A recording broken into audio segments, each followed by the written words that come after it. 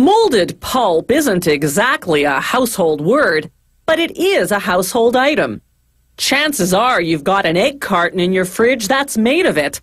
This thick cardboard-like material can be shaped into a variety of containers, such as those drink carriers they give you at the fast food restaurants. Farms ship out their eggs in trays called filler flats. These flats begin as recycled paper. Old phone books, newspapers, magazines, cardboard, pretty well any product made of paper fibers. The factory even recycles its own flats that have been rejected by quality control.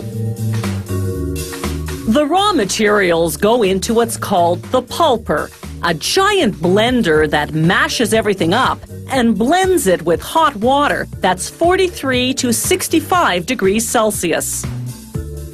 The hot water swells the fibers, causing them to break apart. After 20 minutes, they become pulp, a watery mixture roughly the consistency of hot oatmeal. The pulp exits out the bottom of the pulper through a filter that screens out plastics and other contaminants. Shaping the flats is a fully automated process. Formation molds descend into a vat filled with pulp. A vacuum sucks the mushy mixture onto them. Water jets rinse off the excess.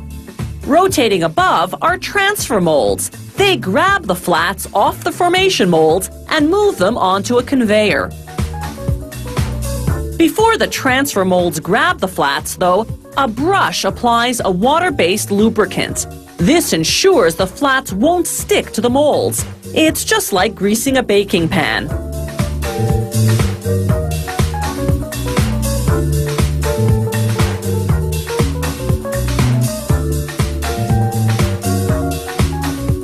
The molds themselves are made of bronze, plastic, or aluminum, depending on how long the factory intends to use them.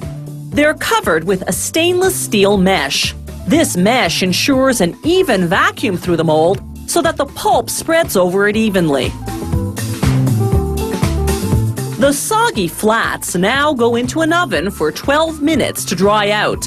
The 205 degrees Celsius heat evaporates the water. This bonds the fibers together, forming a rigid material. After they exit the oven, a device appropriately called an upender flips them up so that they stack into each other. A built-in counting mechanism triggers the machine to section off the required number of flats per package,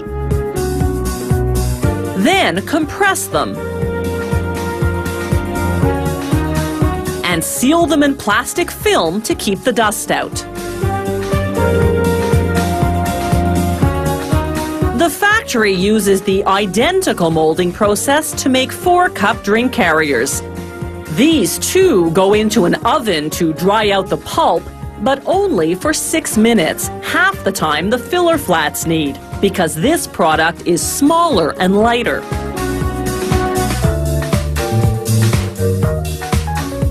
Automated compactors stack the finished drink carriers.